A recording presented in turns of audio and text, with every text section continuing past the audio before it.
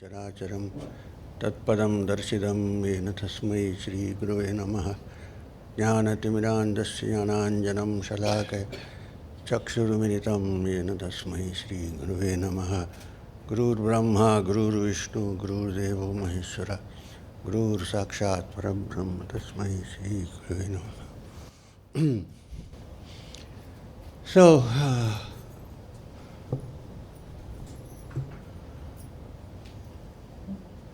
couple of things we discussed today, the morning satsang, and move on to the evening satsang.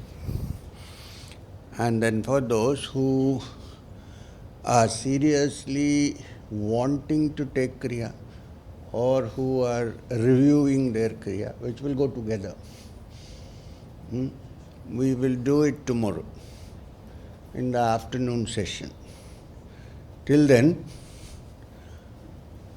we will build the background, the module on why we should be, if required, be doing Kriya.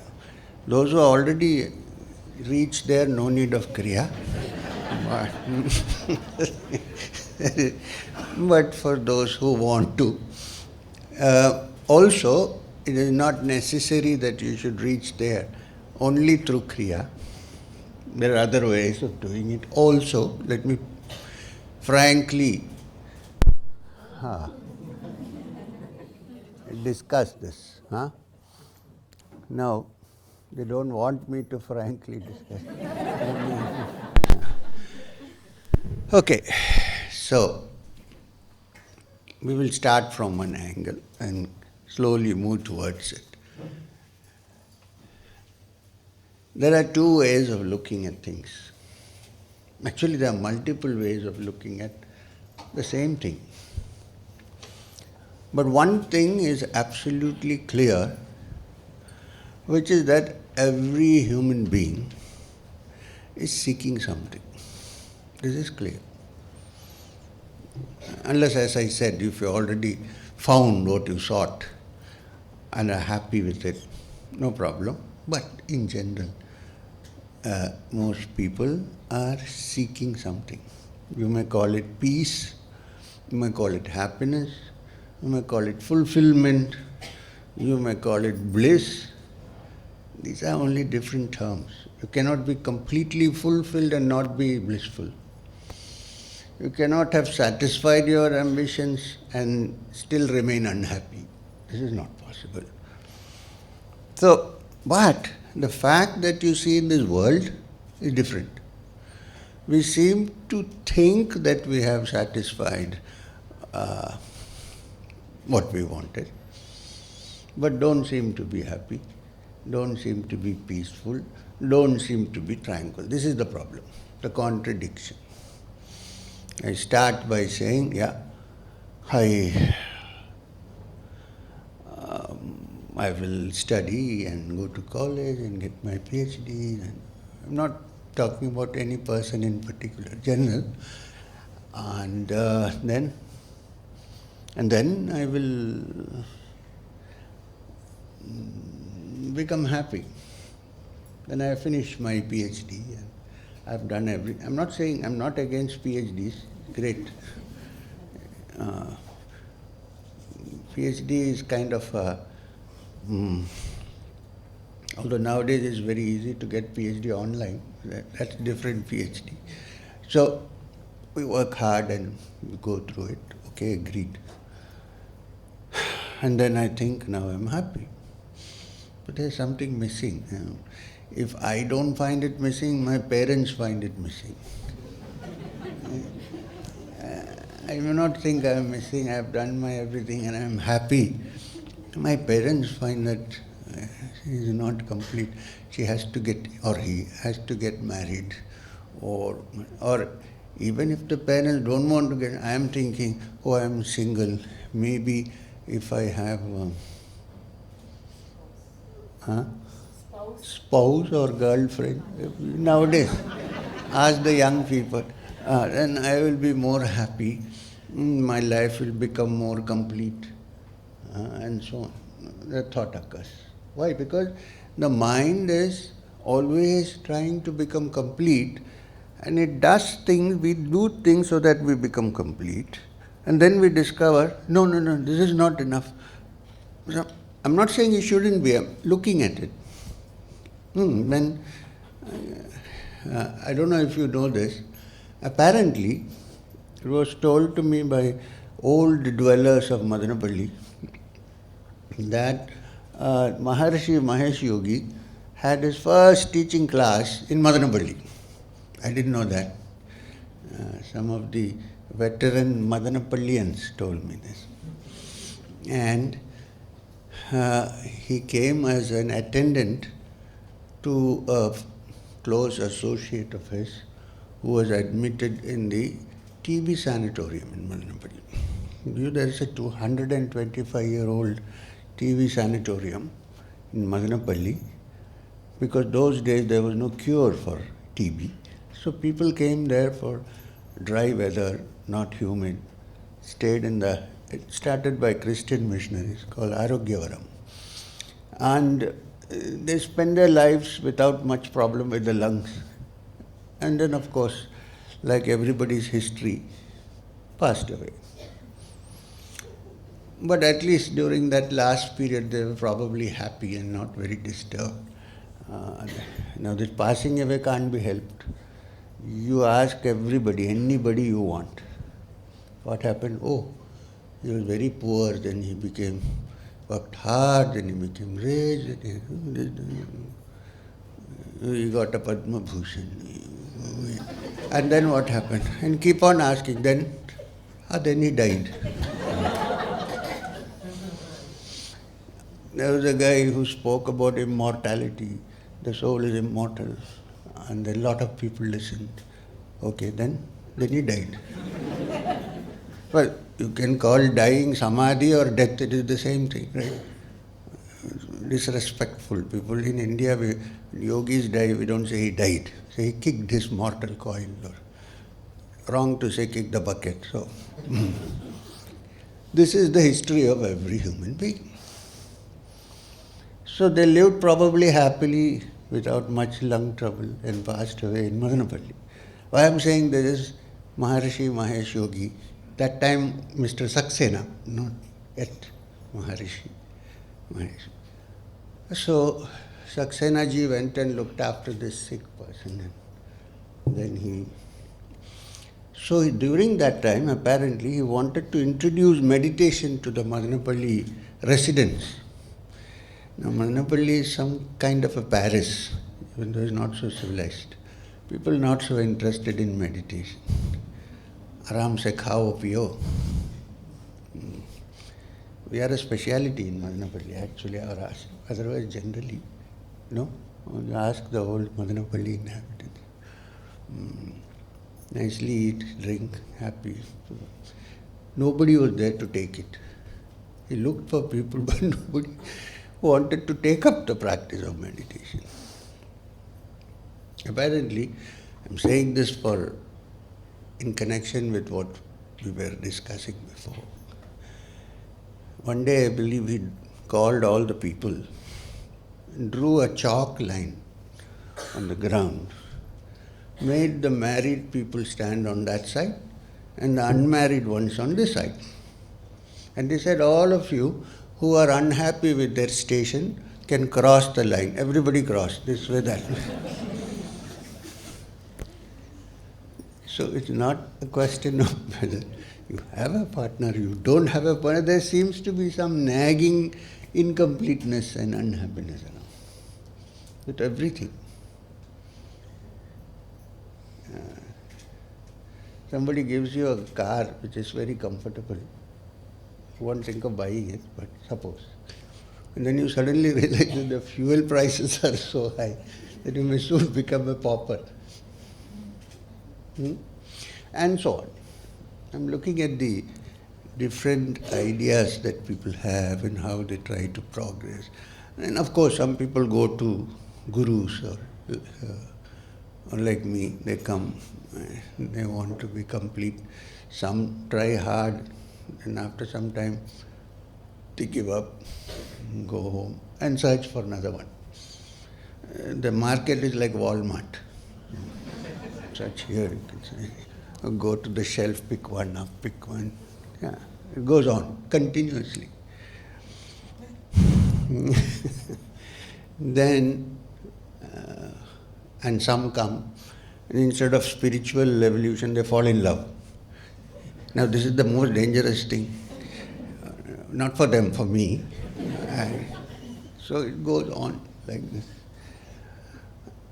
And this is life. So if you look at it carefully, we are trying to become complete. We are trying to fulfill ourselves. We are trying to gather things, thinking that by gathering things, we will be happy. Right? Yes or no? Now, this is clear. I mean, it's not, I don't have to say it is written in the Upanishad or Gita. Everybody knows. So, well, it is written. But whether it's written or not, it's a fact. So this is the whole process. Now, I'm saying that there is an ancient Upanishadic statement. It's from the Upanishad. No harm in quoting, I hope. Okay, well, some people don't like quotations. Other day I was talking to somebody, he said to me, you tell me, don't tell me that is said there. I don't want to hear. You say. I'll accept it. I said, you don't want to accept Shruti. You say, yeah, you're my Shruti, he says. I can't say anything. Anyway, so the Upanishads, the jewels of wisdom which have been taken from the Vedas, I'm sure you all know what the Upanishads are, at least to some extent. Oh, what are the Upanishads?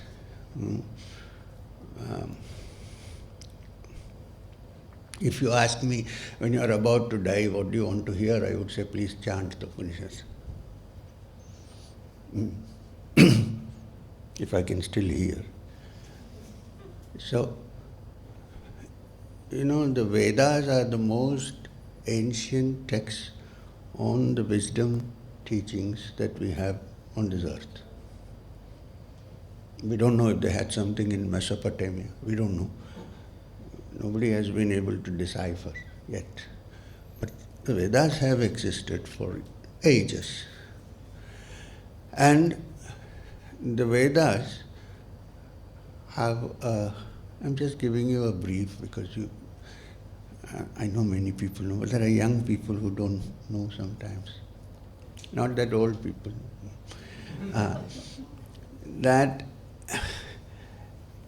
So when you say Veda, it doesn't mean only the hymns. Somewhere along the line, there is a misunderstanding that Vedas is only the Samhita, which means the chanting portion. But the Vedas consist of Samhita, Brahmana, Aranya, Aranyaka, and Upanishad. This is all together termed Veda, please understand. And each Upanishad is attached to some Veda or the other at the end, because the Upanishad attempts to teach the essence of what has been said in that particular Veda. So it is the Vedas have Mahavakyas, great Mahavakya, great words, which have to be explained.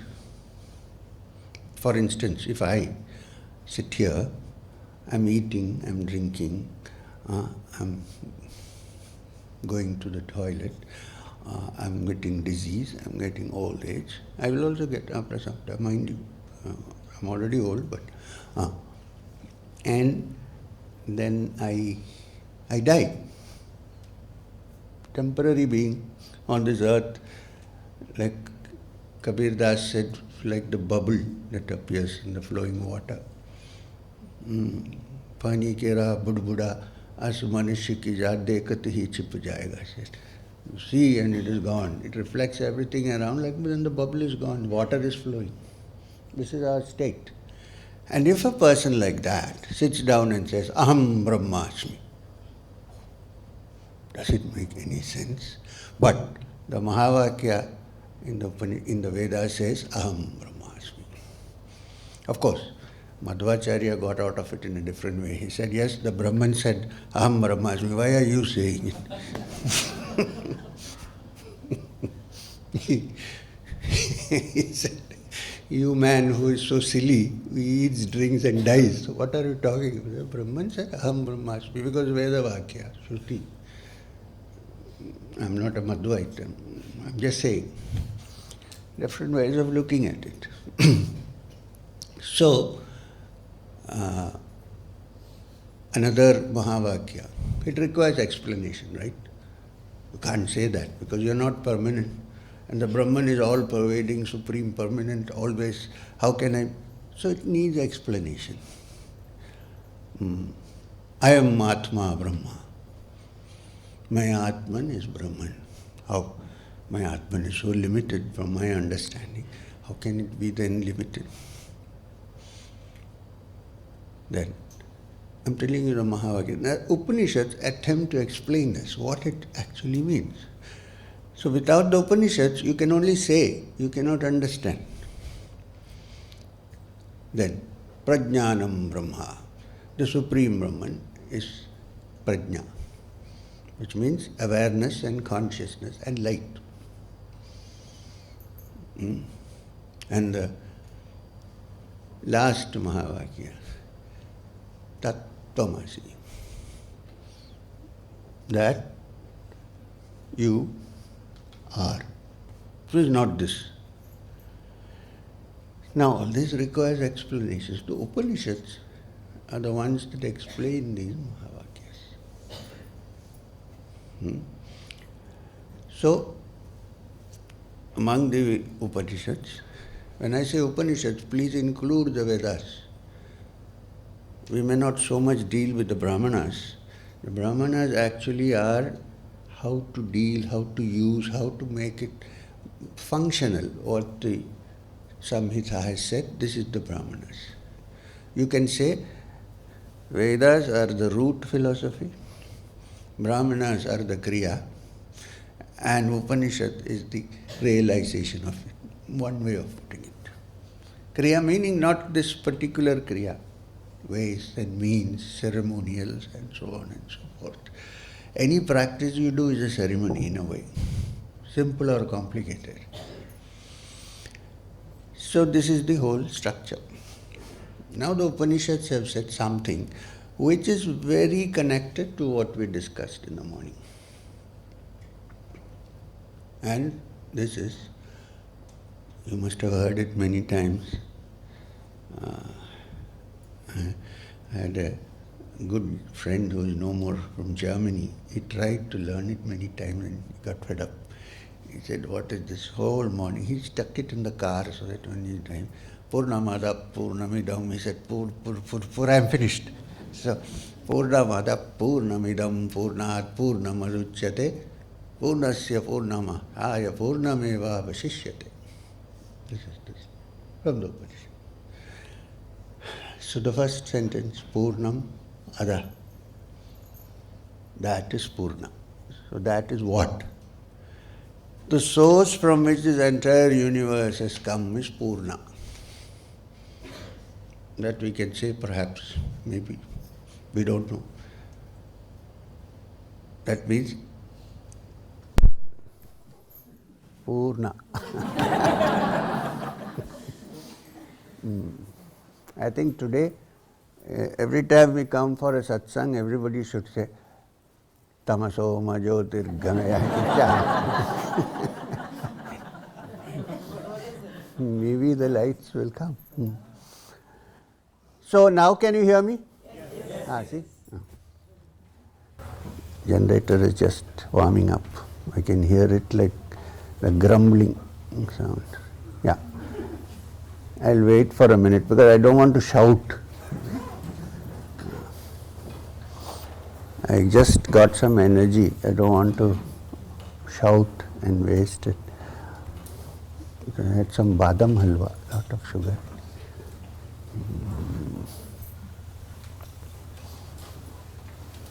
We wait for 2 minutes. So, so what did I say? Purna. That means the source from which this whole universe has come is by itself Purna, complete.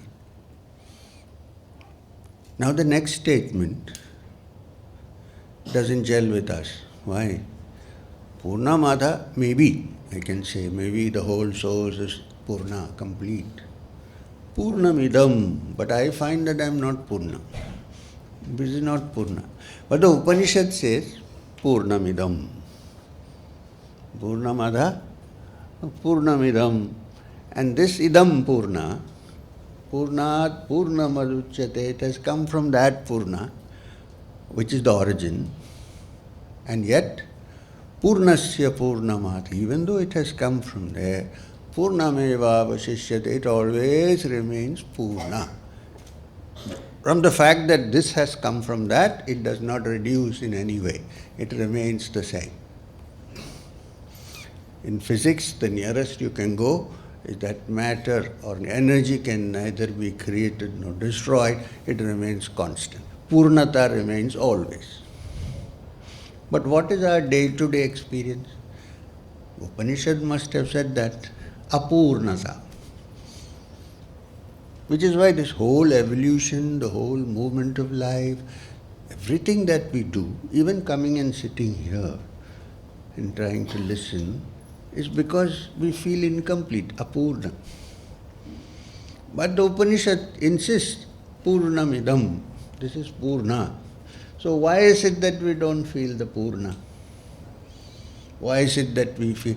Because we look for the Purna in external satisfaction.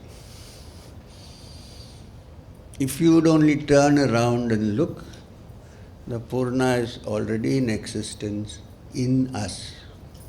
But we are looking for that completeness in the outside world. And this will never happen. I can do this, I can do that, I can gather things.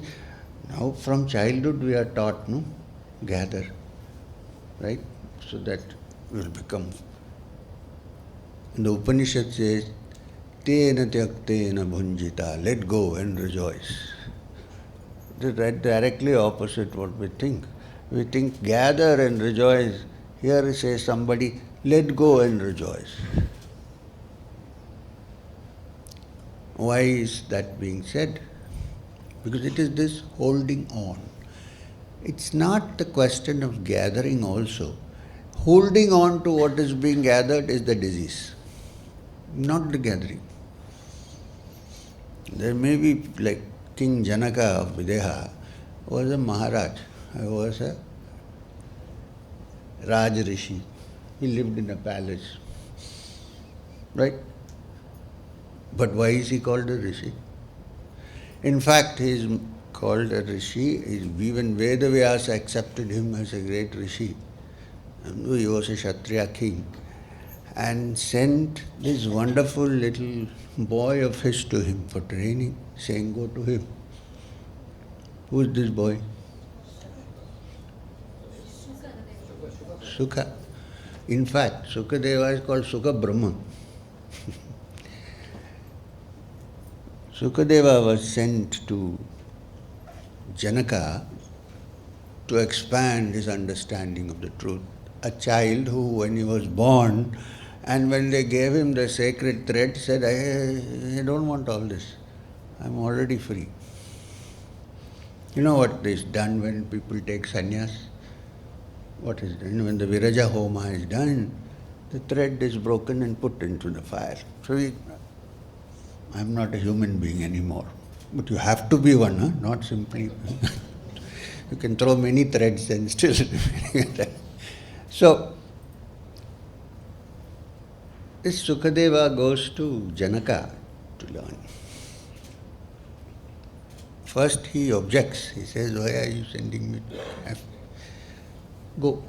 He goes. Because nowadays, if somebody has a PhD, they become very disobedient. But Sukadeva had almost reached the Brahman, but he went because his dad said go. Okay. Respect. He went. And then he said, how are you living in this world as a king and ruling? And my father says that you have attained the Supreme. Yajnavalkya is your teacher, the great sage. How is this possible? Janaka says to Sukadeva, I have not still accepted you as my student. Because if you will have to fulfill something for me, and then I will accept you. There is one condition. What condition? He gives him a small vessel with oil in it to the brim. He says, keep it on your head. Hold it. Go round Videha, my country, and come back and report everything in detail. But not a drop of oil should spill from this container. Can you do it? He said, yes, because my dad has said, go to him and learn. So he goes around Videha, comes back and reports everything accurately. You must understand, it's not an ordinary person, Sukadeva.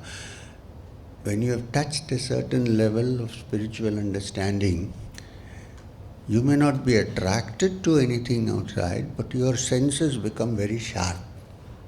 You see every little detail. Even what detail normally is seen with a microscope can also be seen. So he sees everything in detail and comes back and says, yes. Did you spill oil? No. How? He said, my heart was here and my eyes were seeing. So I haven't spilled, because if I spill, you wouldn't give me knowledge, right? So Janaka says to Sukadeva, this is how I live here. My heart is there. When I say heart, it's not the physical heart. I'm saying like the literal meaning of the word heart of the matter. My heart is there. Other things gone. I fulfill my duties. This is exactly what Krishna is trying to teach Arjuna in the Gita. Fix your attention in your center and perform your actions. Don't give up. It's premature to give up, usually. In the fever of excitement, some people give up. Then they can neither come this side nor go that side. Which is why in the Vedas, they already made the four stages of life, from brahmacharya to grihasthashrama to vanaprastha to sannyasa. Jumping from brahmacharya to sannyas, rare cases is possible, but it's fraught with danger. Because when you're about to break through, then the attractions of the senses, unfulfilled desires creep in and come in front of you. Better to go through it. Because of the attractions of the senses, it is difficult for us to extract our mind from that and turn inward. So we all, because it is the easy way out actually, so we live in the Pravirthi marga all the time. Nirvrithi is to turn back, which doesn't come naturally to us. So we like to have prakriti. I know people who cannot remain without doing anything even for a minute or a half. Physically they may not be doing. So activity need not necessarily be physical. Activity, the most important activity is the mind activity. Constantly moving. In fact, if you master the technique, you can be working throughout the day but keep the mind still. This is the only possibility, because it is in the nature of the human body to move, to work, to do things. If you try to put it to sleep, it won't. It's not possible to do that. unless you're drugged. You're drugged. Every morning you get up and have 10 puffs of cannabis and you think I am in samadhi. That doesn't work. It's merely the laziness of the body. But you're not. So inaction is not a solution. While in action, can the mind be quiet? The mind has to be quiet when you're meditating, of course. But also when you're in action. Why is it that we cannot meditate? Why is it that we say, oh, I can't meditate? Why? Because when I close, my mind is wandering. Because the whole day, my mind has been wandering. Now, how do you expect it 10 minutes to keep quiet? Not possible. So, while you're in this world and while you're doing your work, everybody has to do some work. Some work is allotted to every human being. Escaping from work is not spiritual. It's laziness. Even when I am asleep, suppose, the body is working 24 hours. If I sleep, does it mean that my digestion is not happening? My breathing is not happening? My circulation is not happening? Blood circulation? Everything is happening. So it is of the nature of Prakriti that everything will be active. Can the mind be silent? That is the question. The answer is, if you ask me, yes. I also do. You think I don't? What am I doing now here? Why can't I go to Bandipur or somebody and lie down? Because I can't do Ananta Sayanam, but at least little bit of Sayana. Go and lie down somewhere. Why should I bother? Because anyway, these people, nothing is going to... No, sorry.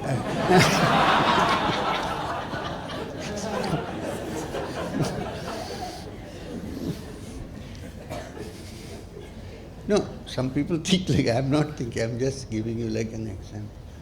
But I'm working hard. Today, my wife scolded me in the morning, why are you working so hard? I said, I'm not working hard. I finished meditation. We went for a walk. Then I sat down quietly and I'm going only at 10 o'clock. She said, yeah, I know. So,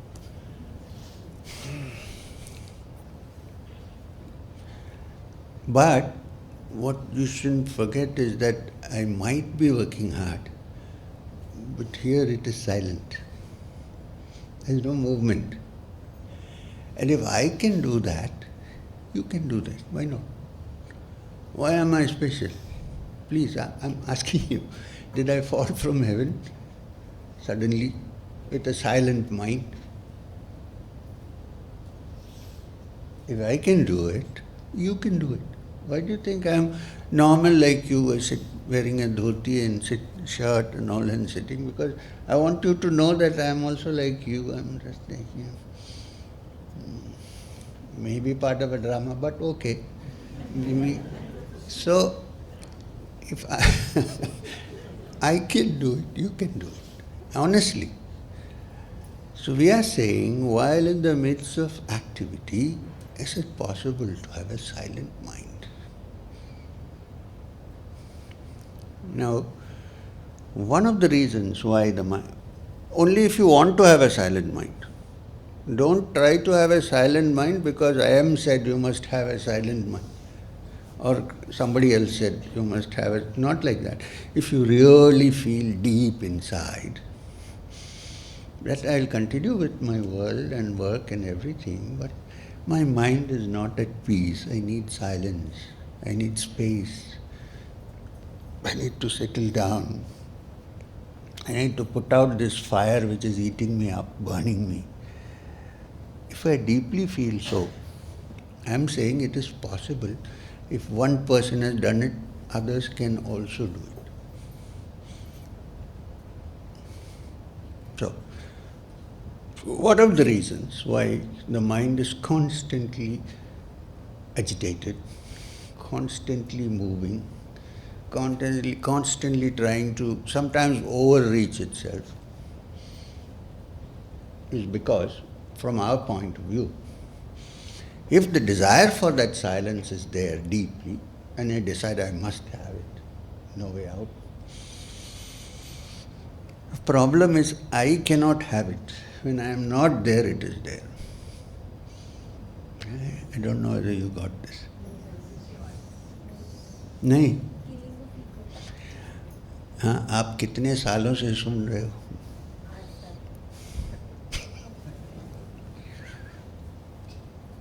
I'm saying that there is a deep desire in me. You might also have that desire. That while I continue to live in this world, I can't run away, right? I need that space and that silence and tranquility of my mind. I want it. And I don't get it. Why? Because I cannot get it. When I am not there, it is there. I don't know if you can. This me keeps on gathering and pulling and reacting. The center becomes too strong. Some people try to meditate in the Atman and make it stronger. Is it possible to dissolve it? To dissolve it, you need to look at it without getting involved in a personal way. Well, you cannot exist without an I. Agreed. If I have to speak, I have to be there to speak. But is it possible to understand that while the speaking is going on, I am not there? Now this is the dilemma. Trying to explain this to you, right? This is the dilemma which the ancient sages had. Read the Kena Upanishad. Na vidmo, na vijanimo, etha etat. I don't understand how I'm going to say this to you. But it's simple. If you look at it carefully, it's a very simple matter. It's just a question of turning something a little bit around.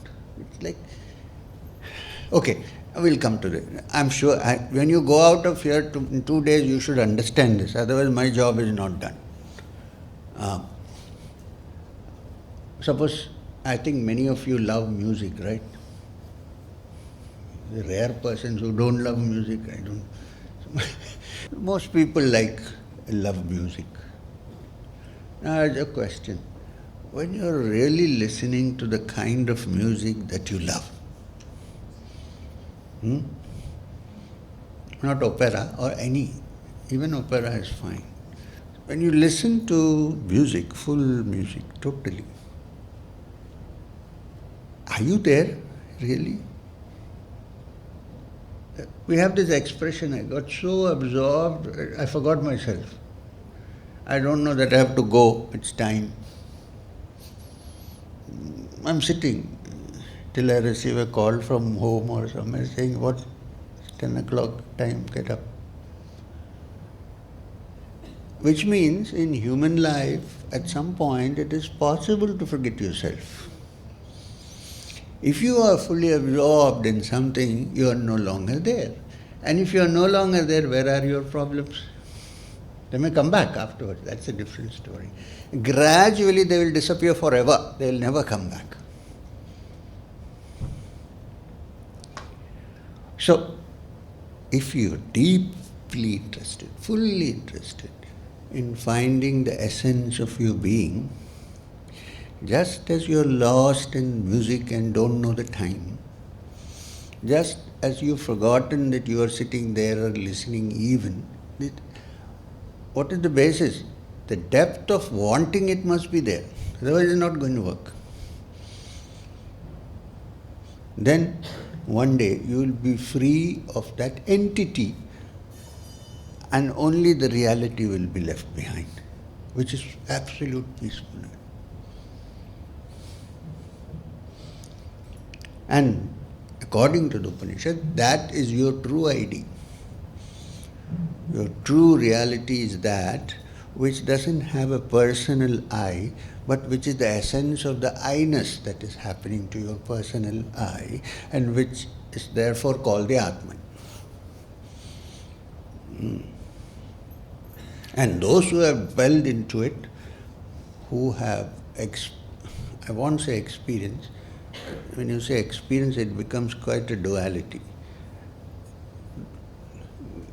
Those who have touched it have said that they are free of all tension, free of all problem. Otherwise, you see, I practiced meditation for years, but my mind is unhappy because my son lost 2 interviews. Where have I gone? So, if you have really touched that, people who keep saying, so what?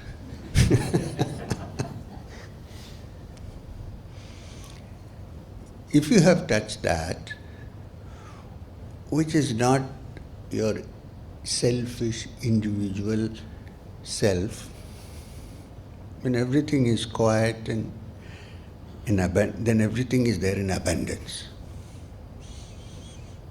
Why? Normally, when I'm not enjoying, somebody else is enjoying, I have this division, right? That person is enjoying. Sometimes jealousy also might come. Oh, he is enjoying, I am not enjoying. What if I enjoy when the other guy is enjoying? Where is the division? Where is the tension?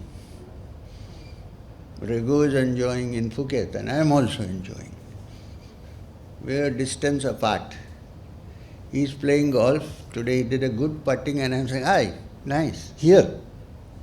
How come? Because actually there is only one. We have divided it. If we can get free of that division, if you can think that all minds are the same, just examine your mind. Your mind is no different from another mind or my mind. What is the mind? It desires, it gets disappointed, it's unhappy, therefore it seeks happiness, is afraid of death. Normal. I'm not saying it's bad. This is how the mind is. And it wants to be happy even if the other fellow suffers, it doesn't matter. And most of all, it wants to think that it is always right. This is one big problem. Everybody else is wrong. Young people come to me before getting married because they're afraid of going to the parents first. And then they say how to lead a happy married life, because we are asking you because you are not a monk, you are a married man, so you must be knowing what. I said there is no such thing called 100% happy marriage. It's a compromise, little bit give and take. But there's a key to this, to remain tranquil in any circumstance, not only in marriage, any other, which is even in business, even in corporate world. If you start your life with the understanding that you may not be always right, then there is some way of finding happiness. If you insist I am always right, it cannot happen. Why? Other person might be also right sometimes, right? So especially I advise young people who are about to get married, please understand you are not always right. Keep this in mind. The other person might be right sometimes, you may be right sometimes. We are all human beings with a human brain which is quite limited, so the possibilities are there. This much if you keep in mind, life is tranquil. Otherwise, we know everything. The other, she doesn't know anything. Or she thinks, I know everything, you don't know anything. This can also happen. So always give and take, compromise. I'm telling you, the understanding of the inner being cannot be diverse from daily life. I can't say I have touched that, therefore in daily life is miserable. But this is not possible. If I have touched that tranquility, then I am tranquil in the midst of all circumstances. If I am not, I am not touched it.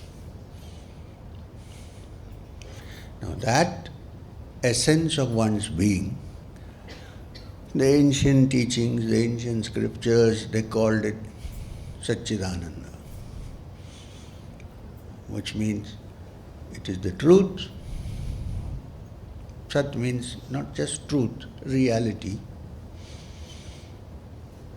And it is of the nature of consciousness. It's not just a material thing. It's of the nature of consciousness. And it is understood by human beings, by living beings, as happiness, as ananda. Ananda is the only way you recognize it. It is therefore in search of that ananda that we search for ananda everywhere, through our senses. Somewhere forgetting that if you turn around, you could find it perhaps inside you. Now, I said Sat means the reality, but I think that this is the reality. The Rishi says, no, something that is impermanent cannot be real. For me, reality means all this is real. I am sitting in this hall, not so actually, but we think it's real.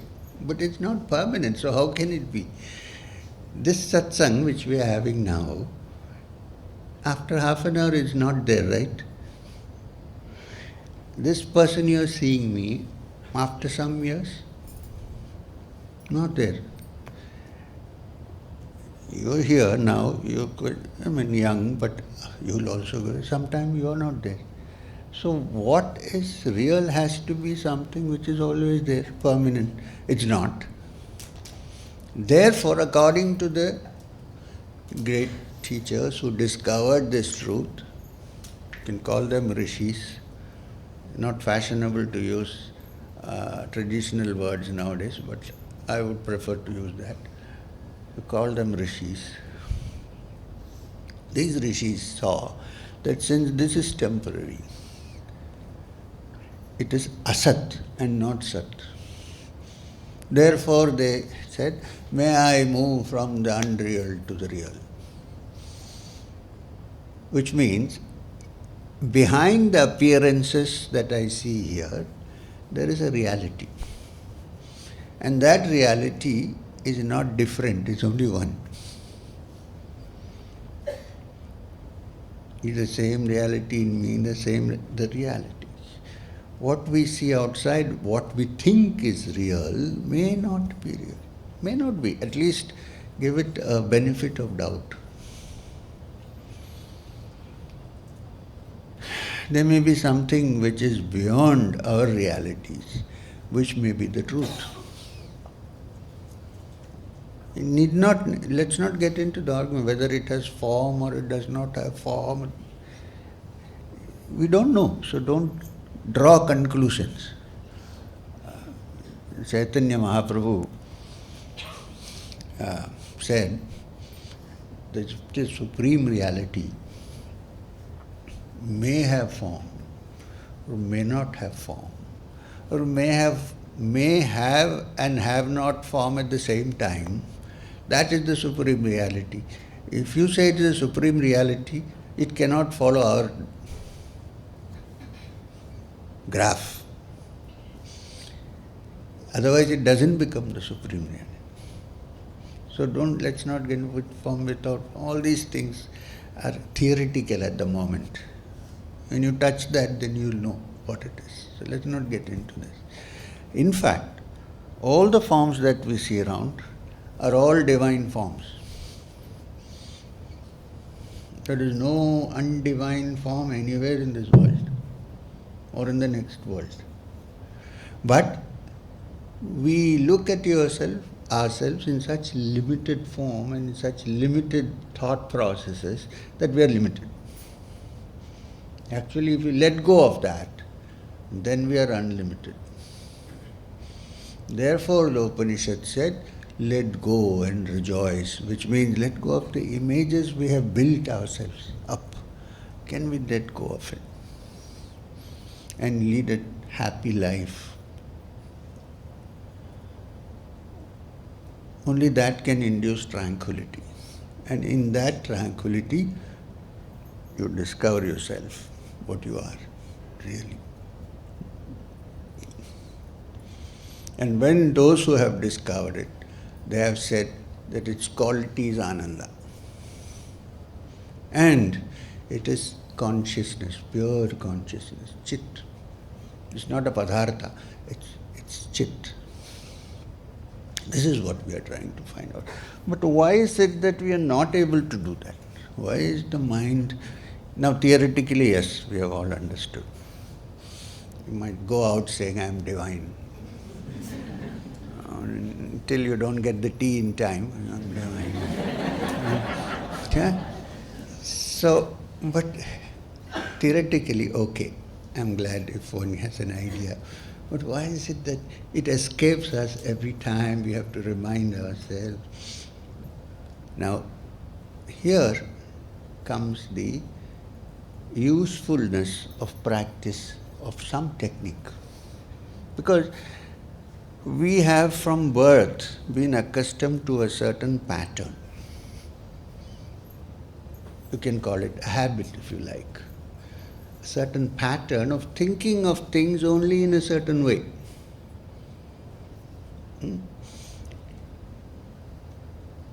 Now, there are ways and means by which this thinking can be slowly removed layer by layer. Now, that removing, only when it is removed can we actually know what we theoretically say, yes, it could be. And that is called yoga. You can call it Kriya, you can call it yoga, you can call it what you want. At the end of every chapter of the Bhagavad Gita, there is one sentence, interesting sentence. It says, this is the Bhagavad Gita, iti Srimad Bhagavad Gita. What does the Gita teach? Upanishads. It is teaching you the essence of the Vedas, the Upanishads. And what do the Upanishads teach? Brahma Vidyayam. Teaches the knowledge of the Supreme Being. What is the next word? Yoga Shastra. Why would Vyasa put Yoga Shastra in between? Why would he bother? Upanishads Brahma Vidyayam, Krishna Arjuna Samvade would have been okay. But Yoga Shastra, Sri Krishna Arjuna Samvade. So this Yoga Shastra is the connecting link between you and the Brahma Vidya. Because the unprepared ordinary mind can theoretically grasp but cannot understand. Therefore, you need something to make it open. We'll put it in different language. You need to dehypnotize yourself from this great hypnotic trance in which we have been living all our lives. Somebody asked Swami Vivekananda, is meditation hypnosis? He said, no, it's a dehypnosis. We are already hypnotized, leading a particular kind of hypnotic trance. Can we get out of it? And to get out of it is the practice. In another way, if I put it in another way, in Yoga Shastra, we believe, not we believe, we understand that there are innumerable channels in the human system, nadis, through which prana functions. And it is usually erratic. The function of yoga is to put them all in line. All the energies which are haphazardly moving in the nadis need to be brought to a certain pattern, to a certain way of functioning. When this happens, then the mind becomes calm. It's because of this irregularity and wild movement of prana that we are not able to actually understand what we theoretically discussed just now. So the practice, any sadhana, involves bringing the prana into a certain order.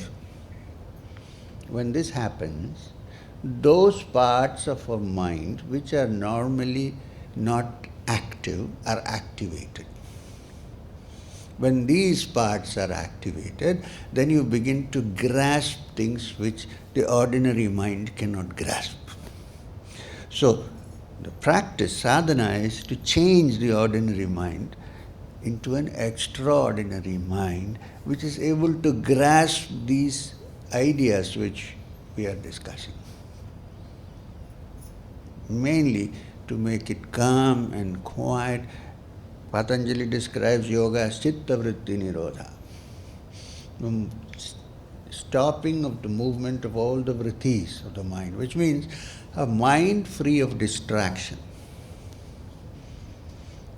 A mind can be made free of distraction. Yogic way, in the yogic way, there may be other ways, is only through balancing the breath. Therefore, the sadhana involves balancing the breath. When the breath is balanced and the mind is free of all distractions, then that mind is a quiet, steady, tranquil mind. And all the energies that are wasted in distractions are gathered together in one. It's only a mind with that much energy that can dwell into the ultimate truth, not a mind which is scattered and distracted. Something to remember. Because we waste a lot of energy in tension, distractions, opposing views. Also how people behave towards us. I know people who spend all their time thinking why that fellow will behave like this with me, why this one behave. Who cares? It doesn't really matter. Therefore, one of the psychological points in let go and rejoice is not to carry impressions in your mind. Throw them out. Suppose you, in some early satsang, called me an idiot, suppose. She didn't, I'm joking. Called me an idiot. You called me at that time, right? After 3 years, why would I carry it in my mind? See, that is what. So you should understand how it's making your mind agitated and therefore not leading you to peacefulness, and then let go of it. That is the reason. So when you say let go and rejoice, it doesn't mean you get up in the morning. This is my house, you take it. This is my car. Let go basically is to leave the mind without weight, without carrying these impressions forward.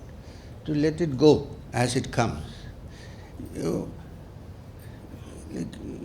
hurt me 3 years ago, and why would I carry it in my head? Because the actual movement that you hurt has gone. You look at it practically. You slapped me, okay. How long does it last? 1 day? Please don't get ideas, huh? I'm not 3. 3 days, 2 days, 10 minutes. How long does it last? But no, I'll have to carry it. 15 years I'll carry it. They slapped me, he slapped me. Sometimes that guy also might have dead and gone, but I was there in my head eating. In fact, it would have been nice if he was alive, then I could have gone and slapped him. The fellow died also after slapping. That's worse. And it's sitting in my head like an wound eating into this. Can I not see practically that this slap is over and gone with? Even that guy is dead and gone. Why am I carrying it in my mind? It's a habit of the mind. It likes to brood. If we can say, when I go to sleep at night, it's like death, you know that?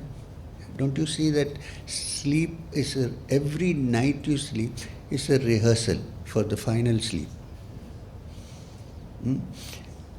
We all need to sleep. Yesterday there were so many mosquitoes in the room. Anyway, you need to sleep. And while you sleep, there is nothing, the world doesn't exist for you. Huh? Nothing exists. And it is like death, which is why in the morning we have to get up and brush our teeth and do all these things, because we are like beginning to smell like a dead body, little bit. If you continue to sleep for many days, we will be exactly like that. So if every day you have a tiny death, mini death, why don't we wake up like a rebirth the next day and say it's all over? It's possible. But in some way it is dangerous, because somebody has been bringing me tea in the morning, looking after me, and then one morning I get up and say, who the hell is this? Probably. Because yesterday is gone, I might be admitted to an asylum. But what I mean to say, not in the practical sense of the term, can we get rid of these images that we are gathering? It's like such a big load. Can we? And it is a deliberate act. Open the window and pretend that you are having it. Throw it out, shut the window and sit down. I think it's possible.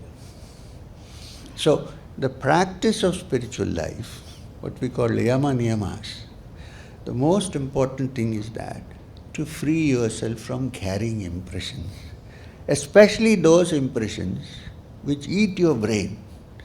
Good impressions are all right. If you have a great love affair which you treasure, carry it, no harm. But don't get angry with the fellow who took away the girl.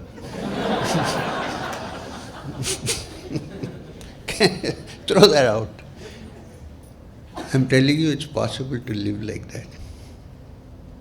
Really, it's possible. Then you are half free. Then when you meditate, you can meditate. Otherwise you cannot meditate. You can try. Not possible, because all these things will be coming from all sides and trying to attack you. Be free. This is the meaning of tena tyaktena bhunjita. Otherwise, you can sit for years trying to meditate. It's not happening.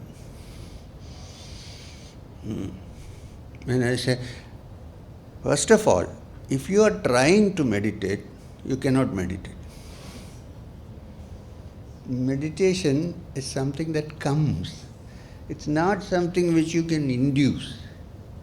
You can induce a trance, hypnotic trance, but you cannot induce meditation. See, this is the difference between dharana and dhyana. The word dharana means one-pointed attention. When the one-pointed attention when I say one-pointed attention, it means what? That the mind is free of distractions. This is the meaning of one-pointed attention. Without the mind being free of distractions, there cannot be one-pointed attention, right? So the mind is slowly freeing itself of all distractions. Therefore, it is one-pointedly flowing in one direction. That's what it means, not fixing in one point, flowing in one direction.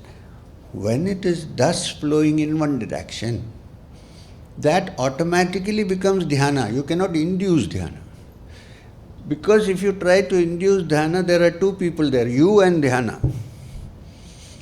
In dhyana, according to Patanjali, samadhi is where there is no one who is meditating and there is no object of meditation. There is only a continuous flow.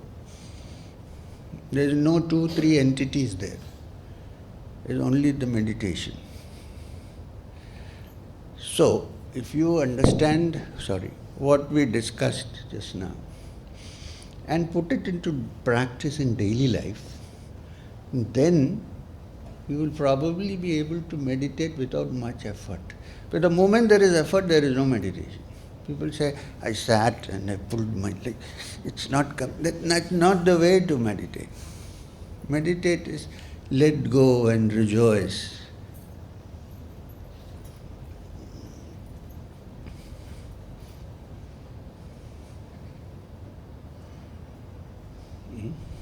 So, now we are meditating. Actually, the moment I said that, it is gone. Have you noticed? That when you are not arguing, discussing, debating, when you are listening to something with complete attention, something happens, that is meditation. It starts with that,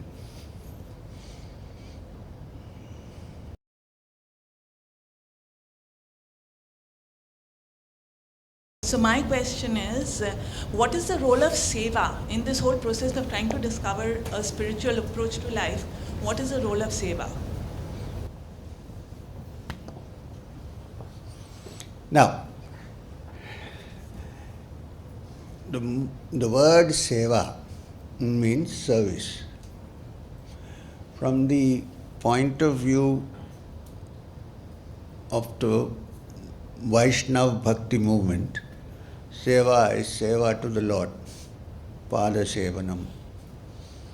Right? Now, from the point of view of the Karma Yogins, seva is serving the less fortunate to the best of your capacity. What happens when you do that? You don't serve expecting something to happen. You serve because you feel deep down that someone is bereft of some of the happiness that you have, and therefore I want to share it with somebody. This is seva. With this, what is happening is that through service you are recognizing the divinity in the other person.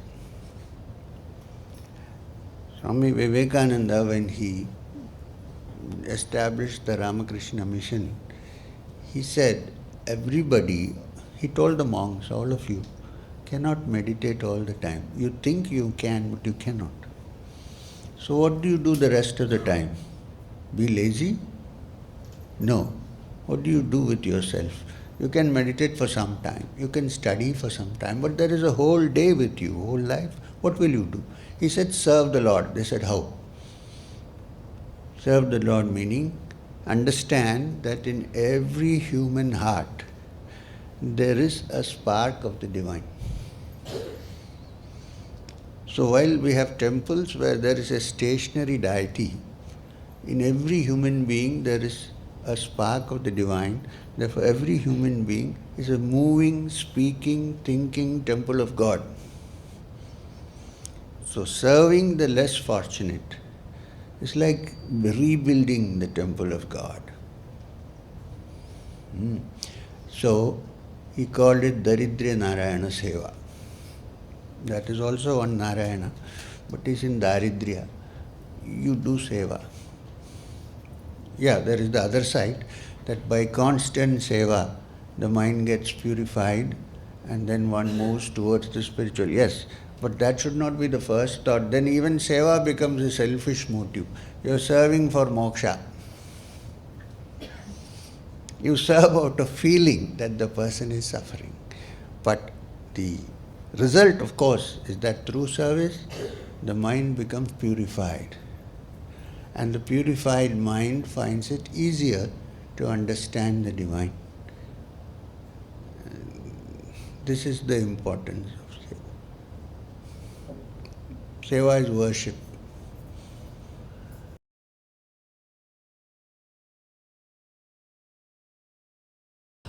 Okay.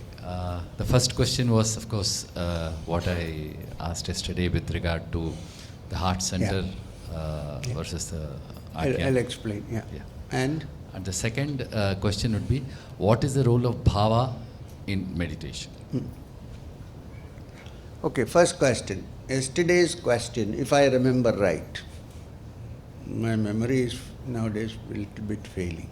If I remember right, was you have mentioned, it looks like in your autobiography that all your experiences are mostly heart-based. So what about the ajna? This was the question. The second part of the question was, ultimately, is it that both are same? Or Yes, are both same. Look, while the most important centers from the yogic point of view are above the throat. The heart is the turning point between the lower and the upper. That's why you say if you don't have a heart, then you're not moving forward. What's that? Doesn't matter. As long as it stings me, it's okay. And if it stings in the Mooladhara, the Kundalini will go. So, the heart chakra, the heart center, is the anahat. It's not the place where the heart is placed. That is the hridaya, that is different. When we say hridaya, we mean the anahat, the central chakra. So this is a turning point because it is the tattva, there is vayu. Up to here, it is Agni, the Manipura, and then comes the Vayu. Now from Vayu, it's subtler and subtler and subtler. So it is the beginning of the mind becoming more and more fine and subtle. So it's an important center. It's also the center of feeling. This understanding that we are having in spiritual realization is not merely intellectual understanding. It's also to do with your feelings, with your heart. Right? Now, the ajna, when the mind reaches the level of ajna, then it has gone beyond all ordinary differentiations. It has gone to pure state of knowledge. Not knowledge, wisdom. And then beyond that, the sahasrara. So we believe that first the heart center has to develop and then this has to be developed. Otherwise, there may be a stage later on in your sadhana where it becomes merely dry. And what you asked, the last question, there is no bhava. I'll tell you a story, a real story. If you go to the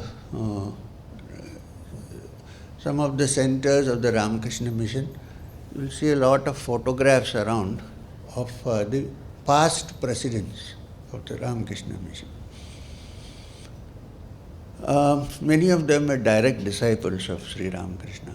After that came some of the disciples of the direct disciples. Among them you will see only one photograph. The rest of all of them are clean shaved. You see one photograph with a beard. And that was a person called Swami Virajananda.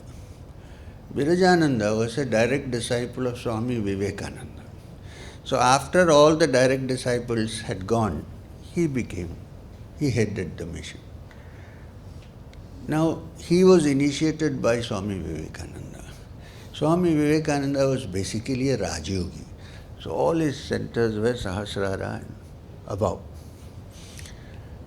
After many years, Swami Virajananda felt that somehow his sadhana, it was okay, but he was feeling like Veda Vyasa after having written the Mahabharatam and the Brahma Sutra and all, and still something missing till the Bhagavat was written. So he was feeling that something has become dry, the heart is not there. So what to do, who to ask? So the Sharada Devi was still alive. She died very long after many direct disciples when she was there, very old. That is Ramakrishna Paramahamsa's spouse. Somebody said, who can advise you? Go to her and ask. He went to her and said that this is what is happening. She said, look, I don't know any of these things. I was serving Thakur, carrying on with my life, but I've heard him talking to others and so on, I don't know much. Then she said, I have a question. So, she said, Naren initiated you. Naren is Swami Vivekananda. He said, yes. So he gave you this center? He said, yes. Right. Good. She said, do one thing, go to a quiet place, give up all your work. President of the mission means lot of work is there. Even the president of the Satsang Foundation can't sleep, there is so much work. So, let go, stay in a quiet place somewhere and meditate. But meditate in the heart center for some time, till things become okay. So he went to Mahavakyas in the Himalayas. It's a beautiful place there. And he meditated. From here he temporarily shifted to the heart center. And then when everything was put into proper balance, he came back. So that balance is essential. So what was the question? Of course, this I understood. The second question was, what is the role of bhava in sadhana? I already told you. Okay. Bhava. The center of bhava. Okay. Any specific bhavas that can be shared? The most important bhava is the bhava of devotion to the truth. Then, no matter what happens, I will want to find the truth. I will stick to the truth. I worship the truth.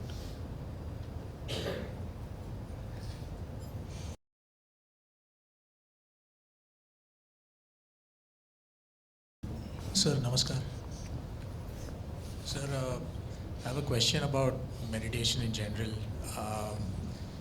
So, basically, I'm a bit scared because at one point I got a thought and it became a reality, and I'm scared because I might get other thoughts and that might become real. And these are just fears that crop up. Was that the thought to get married or something? No?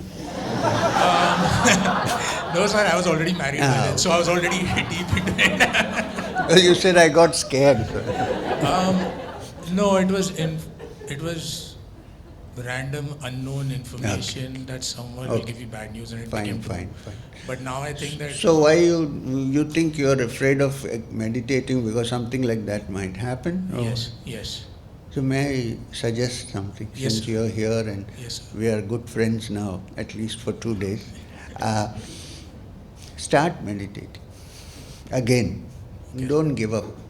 And don't, even if a random thought about something bad happening to somebody comes, just consider that as a thought that has come from up above and you have nothing to do with it. Okay, And carry on with your meditation. Don't give up. Okay, sir. There is potential, so don't give up. Okay, sir.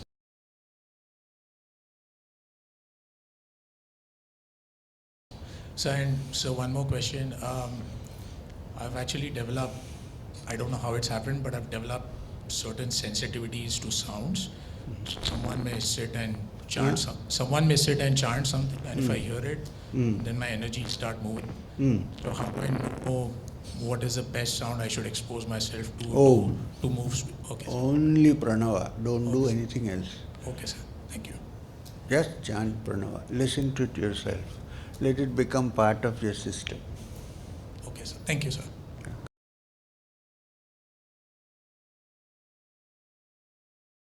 Pranam, Shriyam. My question is, are all actions predetermined? Oh, so many people have been asking me for years the same question. Why do you have this question? Tell me that first. Because when I work for results or certain outcomes and they don't happen, there's a lot of stress which builds up and I blame myself. And then I hear lots of talks, videos, and I read books. Don't worry about it, it's not in your hands anyways. And that gives me a lot of relief. So I was wondering what... That is the reason why you're asking this question. Yes. It's not a universal question, okay. A personal question, yes. So, whatever effort you have to put into something, you have to do it. Right? You can't sit down and say, well, if it is fate, it will happen. This can never happen. If I love to do something, do I wait to decide if this is preordained or not? Do I? If I really love to do something, I don't. So, to think that everything is preordained and not take any decision on the matter is a very fatalistic way of existence. So therefore, understand that in this life, action is essential. Nobody can live without action. If you are not doing good action, the mind will make you do action which is negative. So, be engaged in action in the field or in the view which you have about what you need to achieve. Continue to do that. Meanwhile, it's a good idea to think that if it fails, maybe it was not supposed to happen. But don't give up, move forward. If repeated attempts, 10 times you tried and it failed, then you can say, perhaps I am not ordained to get there. If I give up in my first attempt, then I am falling into the snares of a thing called laziness, which is almost always surrounding us.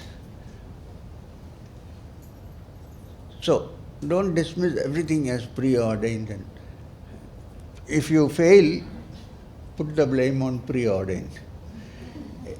This is usually what happens also. When people succeed, they always like to say, oh, I did this, not you, I did this, and I succeeded. When they fail, it's all somebody else's work. It is so, keep this in mind. The ultimate question of whether everything is preordained or not preordained, nobody knows, including him. Let's leave it there.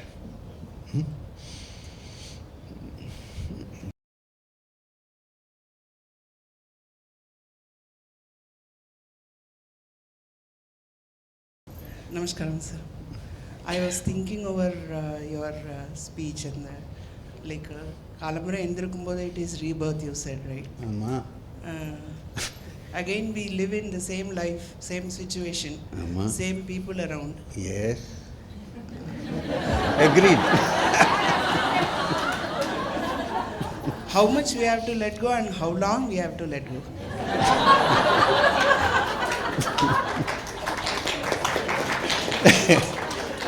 Letting go is an attitude, it's not how much.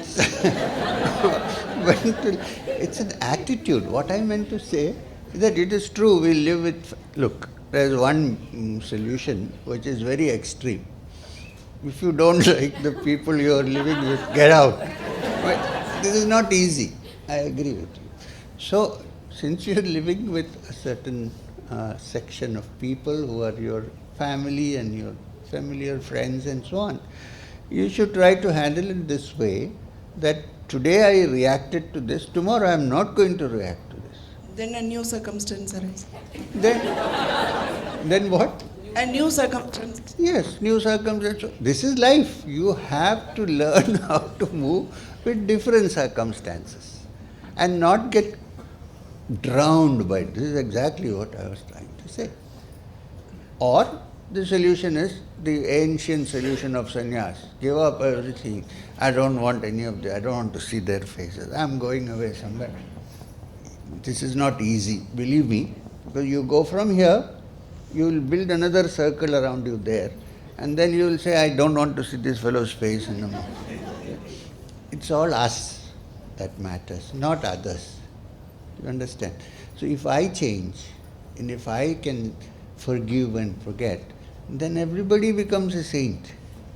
There is no enemy here. Not easy, I understand. But think about it this way. That's a very sincere question, I can understand. But what to do? We need to work on this and change things for ourselves. Don't try to change others. It is not going to work. Nobody is going to change. You can only change yourself, and then you will see how you are not reacting to others.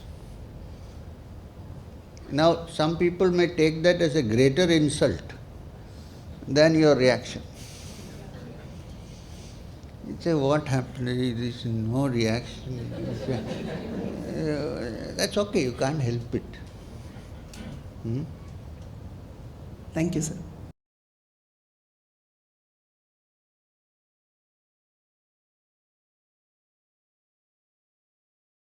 Namaskar.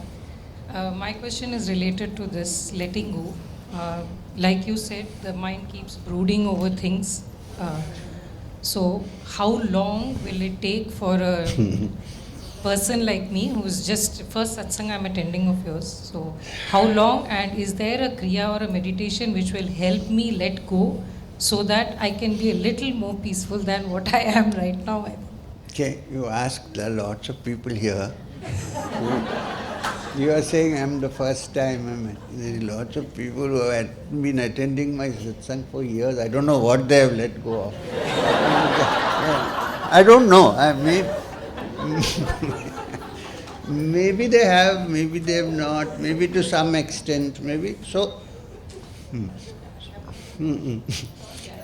so don't worry about the time span, okay? Don't worry about the time span. You say, I will put my sincere efforts into it. Let's not worry about the time. No, but my Maybe question... it may happen in one day, maybe it may happen after some time. We can't say this because I know there are good friends here. I think some of them have let go of everything. Some, I hope so.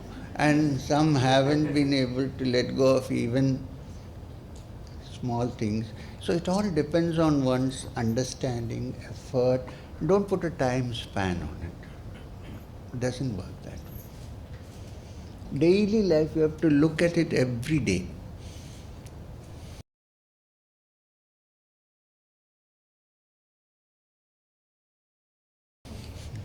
One more question is, why do I always feel that happiness doesn't last very long? I mean, I'm very scared to be happy because I'm happy and then for a while, and then at the end of it, I somehow feel that, that is the nature of the ordinary happiness that we experience in this world. It is always loaded with the other side.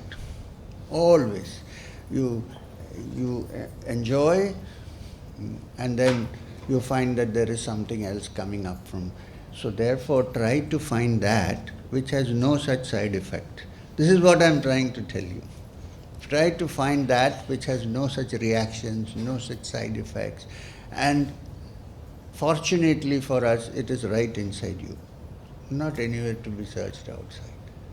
When that is touched, this thing which you said, that the unhappiness that follows will not be there. This daily happiness that we have in life, it is always somewhere there is something you have to compromise. I can make a lot of money and have the income tax knocking at my door. This is life. I can say I'm going to an ashram. The other day I was in our ashram in Madanapalli. So I'm feeling very tense. I'm feeling very, I can't adjust. I said, the essence of an ashram is misery. Get out. Go home. Because when you come to a small place, the reactions are more. In the wide world, they are less, so you don't feel it much. You come here, there are only few people, so there is one tension here, what to do?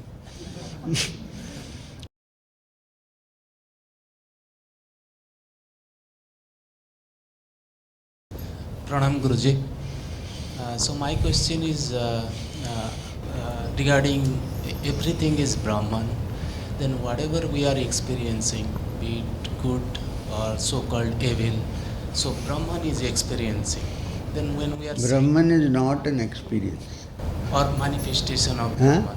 Or manifestation of Brahman.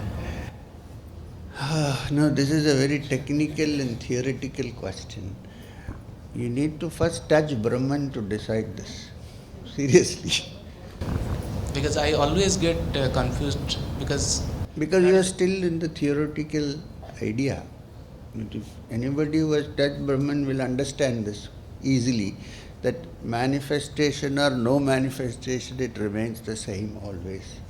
But theoretically, this question occurs to everybody. If everything is a manifestation of Brahman, and Brahman is happiness, why are we unhappy? Why are we separate? This question, what you should do is to try to figure out how to get there first, from the practical point of view.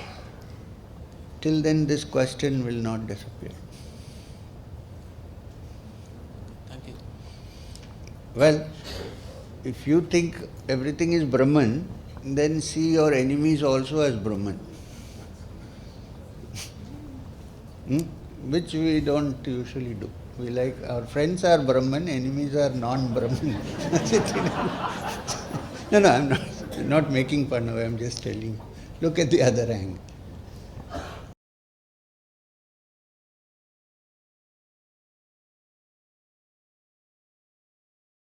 Namaste, sir. So I have a personal question, and maybe others can relate. In my heart, I feel deeply connected to you, and through you, perhaps the Parampara of the Gurus, to the point where when I'm by myself in my room, I deeply feel your presence, perhaps in the same way that I feel it right now. In my heart, I know this to be true, but there still remains doubt. Maybe I am projecting. Maybe I am projecting. Maybe it is something else. What is the truth? So, what shall I say now? You have said something, a statement that you have made. It was not even a question, it's a statement you have made. And I have no way to deny it. So, what can I say? I can only say continue. Great, thank you. Be That's all with I it. wanted to know. Be with Yes. it. Yes. But it should be always also there when you are not with me. Or only when you are with me. No, that's not it. I said even when I'm by myself in the room. Right. So, okay, I don't know what to say. Good. Stay with it. How old are you? I'm 28. Are you married? Not yet, but possibly soon. Oh, Yes. okay. That's why she was asking for the microphone yesterday. Yeah. Okay. We'll see. Stay.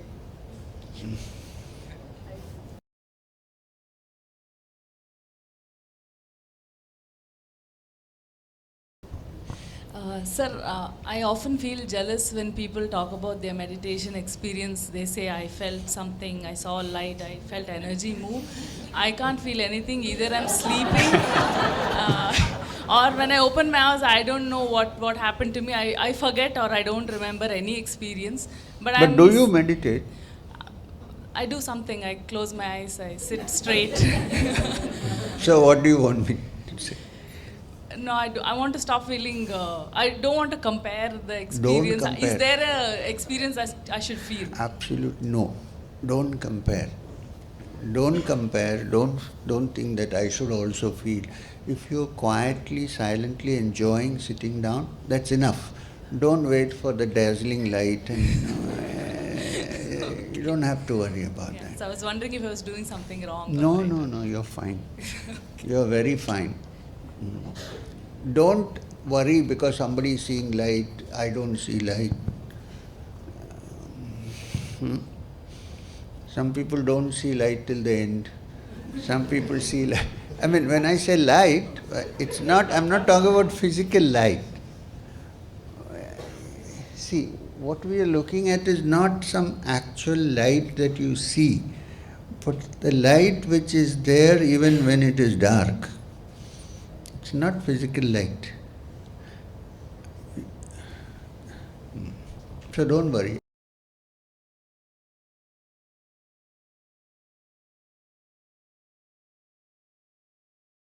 So from when I was about 10 years old, I have felt that meditation is all I need to do. And my family thought I was crazy because I was asking a lot of different questions. Oh, don't tell me about that. Okay. Thankfully, I met somebody who put sense into them. But along the way, there have been times when I have not meditated, and I have met some other teachers. And my question has been as to why am I not meditating even though I know? So my confusion actually is also this thing about karma or something that you're supposed to do, which may be keeping me away so that I continue fulfilling what I'm supposed to finish. And I remember Sri Guru Babaji got Yukteswar, I think, to live in a palace for one night. So I was like, okay, is that really necessary? I've also heard that during meditation, actual meditation experiences, many times I don't experience anything, which I don't even know, time went or whatever. So is it that those things are being taken care of? So there is an interest, in luxury or, things like that, which have been sort of told as, no, it's not the right way. So the confusion is, there are certain things which are in me from inside, I feel like doing, which is, one is meditation, the other is to enjoy luxury. So... You are in the same boat as many people. Okay. Yeah. There's nothing wrong with that. What I'm trying to say is, you have been feeling it when you were quite young. You were very interested in meditation. And now in this world there are so many other things which have come up with you. I think in your life, I'm talking about you as an individual, it is necessary. You will get over it. And when I say meditate, it need not necessarily mean sitting down like this and meditating. That you're thinking that you should meditate is meditation in some way. That you feel, oh, I'm missing something, I'm not being able to do because I'm so involved in other things, is the thread of meditation which is not yet broken, is there in you. So these things will subside and settle down after some time. Then you will go back to your original source. It's very simple. So don't get worried about this. As long as you don't misuse the things that you have or cause injury to others and harm to others, and it doesn't make you full of anxiety and problems, then it is okay. In Tantra they say, bhogo yoga, enjoyment is yoga. So what it means is, you need to sometimes, some people need to enjoy and then discard, rather than discard before enjoyment. It all depends on various kinds of human beings. Some can give up quickly. So, not to worry, it will subside and you will get back to that link. I am 100% sure. Thank you. Utilize what you have for good purposes. That's it. Don't cause harm to others. Okay. And who is sitting next This to is you? my wife. What do you think? I don't want to say it in public. Fair enough.